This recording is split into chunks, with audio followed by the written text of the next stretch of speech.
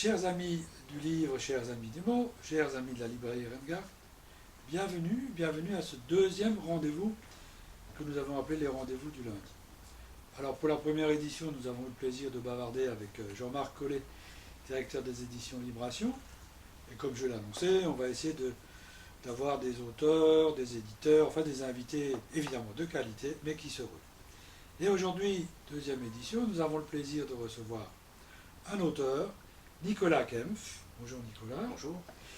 Qui nous vient avec un ouvrage qui est un roman très fort et qui a un titre assez énigmatique, c'est Hard Rock Cargo.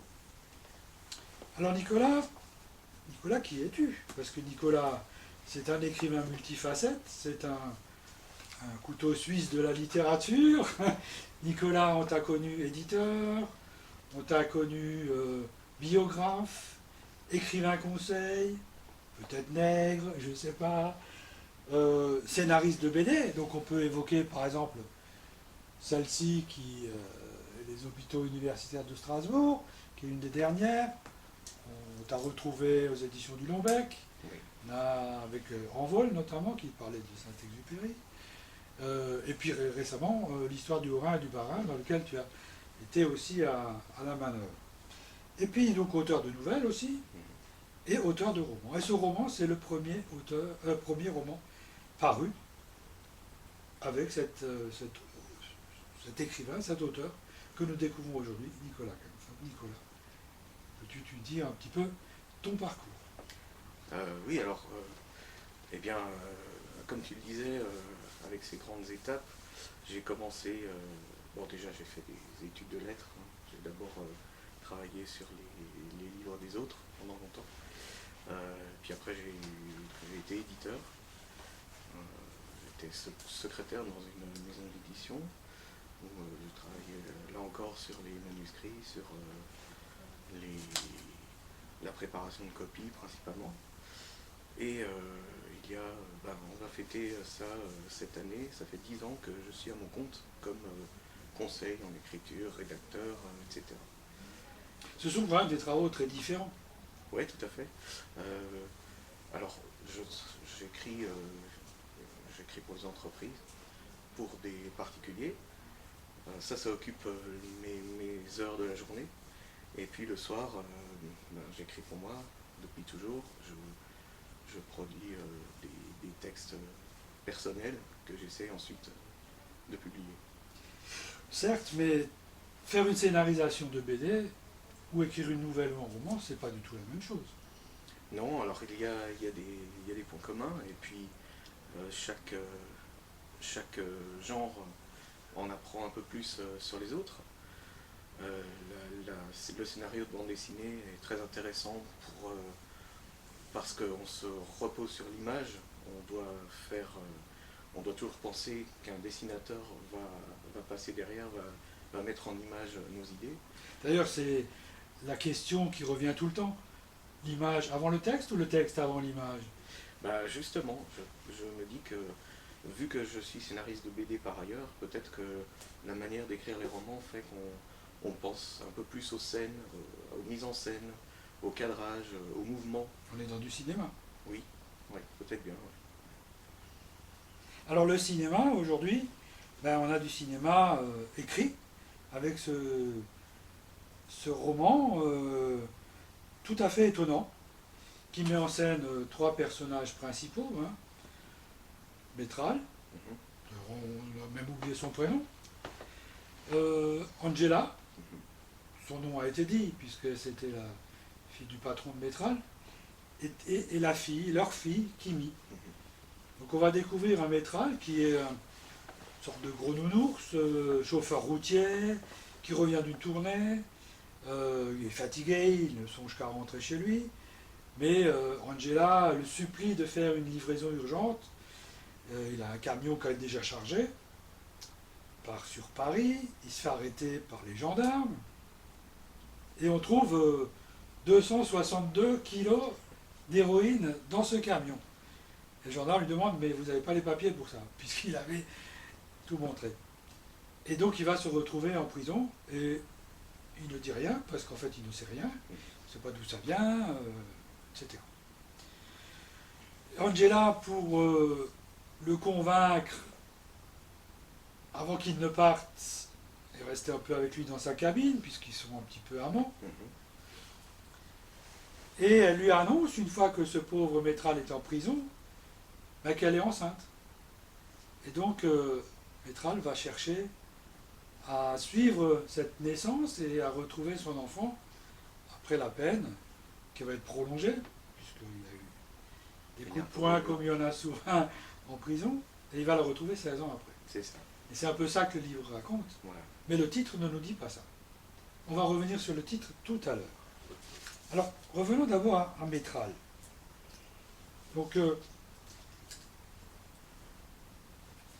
quand il est arrêté, j'ai prévu des petites choses. Il se retrouve en prison. Et en prison, il se retrouve en cellule avec un certain Eddy. Et ce Eddy, il a une marotte. Tous les jours, il lit le jour de l'almanach. L'éphéméride, oui. L'éphéméride. Hein. Ça passe le temps et ça permet de mesurer un peu. Alors, c'est tout à fait étonnant. Et il dit, je lis une phrase, hein, tout simplement, tu me diras d'où ça sort, ça. L'autre ne lui épargnait rien, pas une ligne du bulletin quotidien, comme s'il était important qu'on soit le 149e jour de l'année, que 19 ans auparavant, jour pour jour, on s'était marché dessus au stade du Heysel, que les Aymars soient à l'honneur ce jour-là, les Gérard, les Maximiens, ainsi que dans les coins reculés de Bretagne, les Riagades et les Tégal. Je ne sais pas si je prononce bien. Alors des personnages comme ça doit exister, mais... Oui, oui, j'en ai jamais croisé, mais en tout cas le prénom est fêté. Mais en fait c'est un peu le... Alors ce qui s'est passé, donc c'est qu'il y a une partie du livre qui se passe en prison. Oui. J'ai eu la chance d'avoir des témoignages. J'étais moi aussi un peu rentré comme intervenant à la maison d'arrêt. Ouais. Mais j'ai eu aussi donc d'anciens détenus qui avaient fait de longues peines et qui m'ont raconté, ce qui m'a permis, j'espère, de rendre un peu ce milieu-là un peu plus fidèlement, quoi, en dehors de tous les clichés qu'on peut avoir, positifs ou négatifs. Et le passage du temps, c'est quelque chose de très important en prison. Oui, c'est ça. C'est pas seulement l'enfermement, c'est aussi le temps qui n'en finit pas. Voilà, et qu'on voudrait raccourcir. Et en même temps, c'est son temps de vie qui passe, quoi. Alors Métral, je disais, c'est un gros nounours, un peu naïf, c'est aussi une montagne de muscles. Ouais. Et puis évidemment, en prison, on va peut-être essayer de le chatouiller, ou puis il va donner des coups de poing, ce qui va rallonger sa peine, hein, si on prend un, puisque quand il retrouvera sa fille, elle aura 16 ans. C'est ça. On en parlera tout à l'heure. En prison, il y a autre chose, il va avoir un surnom. Alors Métral, il est fou de musique rock, de hard rock. Évidemment, tout de suite, on va l'appeler Heavy Métral. Oui. Alors pourquoi ce penchant? Je pense que là, l'auteur, il transparaît un petit peu, un penchant pour notamment ACDC et une certaine chanson. Oui, oui, donc c'est... alors quand Métral entre, il n'est que consommateur de musique et il va découvrir l'autre côté, celui de... Ouais, ça, on va voir ça. Voilà, et donc, oui, c'est une musique, alors j'écoute pas que ça, hein, mais je trouve que ça colle bien avec l'ambiance que j'ai essayé de donner, qui est assez énergique, un peu nihiliste peut-être. Et donc il y a cette chanson qui s'appelle Back in Black. Alors, dans la vie du groupe, c'est un moment où le premier chanteur est mort dans des circonstances tragiques et tous les gens qui suivaient ACDC n'étaient pas du tout sûrs que le groupe allait continuer. Ils ont trouvé un autre chanteur, celui qui chante toujours aujourd'hui, qui a repris le flambeau et qui a débarqué avec un nouvel album. Et cette chanson Back in Black qui dit voilà, nous revenons d'entre les morts, nous revenons encore plus motivés que jamais. Et c'est un petit peu C'est un peu le parcours de Métral. C'est ça, c'est typiquement le genre de chanson qui peut donner envie de tenir le coup en prison, quoi. Alors pour faire le lien sur la longueur du roman et sur la deuxième partie, le Hard Rock Cargo, c'est donc une péniche sur laquelle il y a des concerts de rock, notamment de hard rock, qui va être un élément de la deuxième partie du livre, où Métral va se retrouver.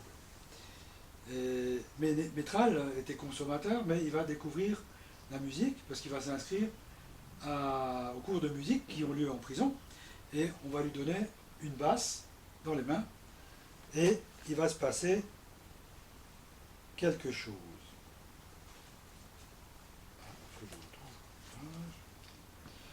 Par maladresse, il toucha les cordes du bout des ongles.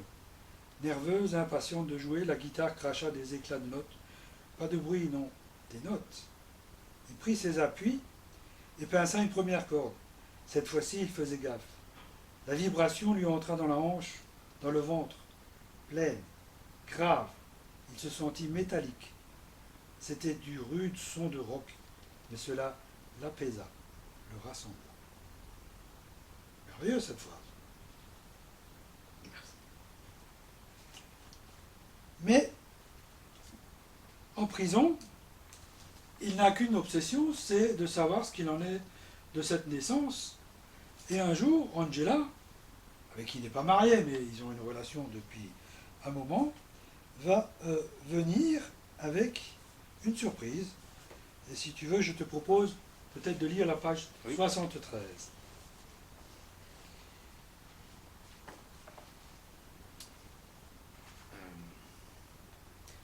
Elle n'était pas toute seule. Elle portait contre elle, noyée dans un couffin, un bébé. Une ébauche joufflue, endormie. Une toute petite esquisse d'homme. Il rejoignit Angela, lui prit l'épaule, la joue, et il toucha le couffin avec un geste de voleur, cacha vite fait ses mains dans son dos. Ses pattes, ses doigts, tout était trop gros, trop massif pour ce souffle de vie, ce bout de visage frais et clos. Il voulut parler. Sa langue resta collée à son palais. Ses mots aussi, il les avait paumés en route, et il tremblait. « Tiens, fit Angela. » Elle lui offrit le couffin, et il fallut bien qu'il tende les mains pour l'attraper. Il contempla cette chose faite de lui. Les premiers trucs qu'il prononça, les yeux fixés sur le moutard, ne furent pas bien brillants. Eh ben, il a mon nez, on dirait. Elle, c'est elle, corrigea la jeune femme en s'esclaffant. En même temps, ça n'était pas difficile à deviner, vu le rose flashy de ses vêtements et de son couffin. Et elle s'appelle Kimi, poursuivit Angela. Et puis non, elle n'a pas du tout ton nez. Elle tient tout de moi, voyons. Elle gloussa. Métral haussa les épaules, pas vraiment vexé. Son regard revint sur la gamine. Il l'observa, assoiffé, en murmurant « Papa, je suis papa ». Voilà, et ça va devenir une obsession. Oui.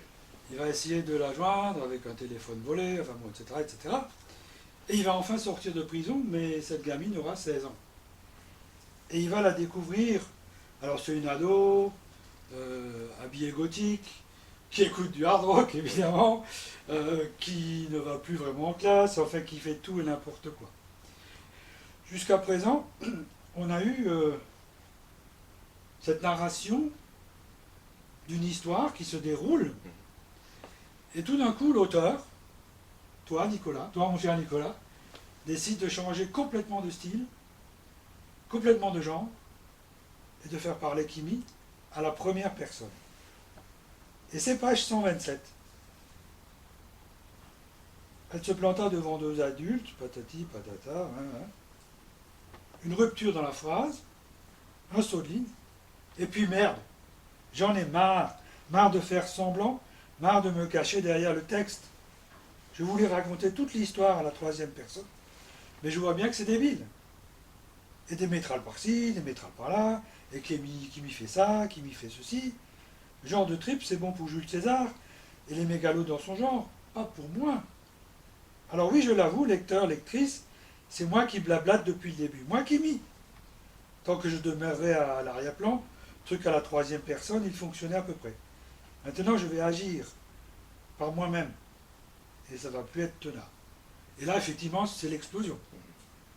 C'est l'explosion avec Kimi, et c'est l'explosion dans l'histoire. Bon, on ne racontera pas la fin, évidemment. Mais à partir de là, il y a une rupture de style, de rythme, etc. Et c'est l'auteur qui parle, évidemment. Bien sûr. En fait, c'est le moment où Kimi va appeler Métral papa. À partir de ce moment-là dans l'histoire, puisqu'avant elle le désignait à la troisième personne en tant que narratrice omnisciente.